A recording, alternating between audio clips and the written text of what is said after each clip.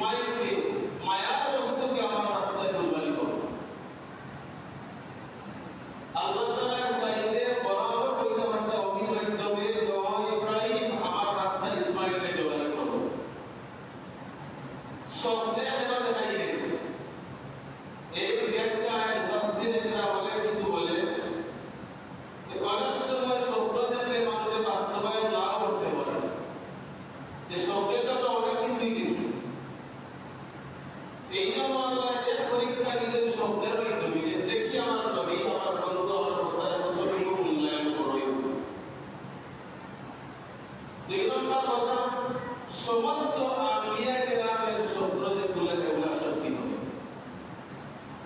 নবীগণ যা কিছু স্বপ্নে দেখতেন এগুলা বাস্তব রেজাল্টে ওরকম স্বপ্নে রেজাল্টে কিন্তু অর্থাৎ আদম আলাইহিস সালাম থেকে নিয়ে মুহাম্মদ রাসূলুল্লাহ সাল্লাল্লাহু আলাইহি ওয়াসাল্লাম পর্যন্ত যত আম্বিয়া কেরামের স্বপ্ন দেখছেন প্রত্যেকের স্বপ্নগুলো সত্যি।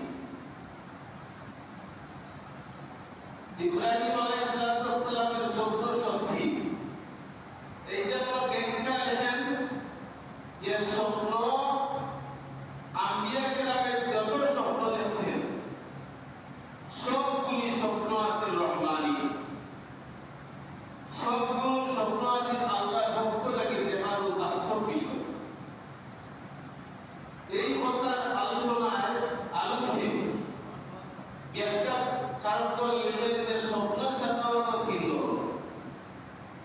আপনিও স্বপ্ন দেখেন, আমিও স্বপ্ন দেখি, যে কিছু স্বপ্ন রহমানি, কিছু স্বপ্ন আছে শয়তানি, কিছু স্বপ্ন আছে খেয়ালি।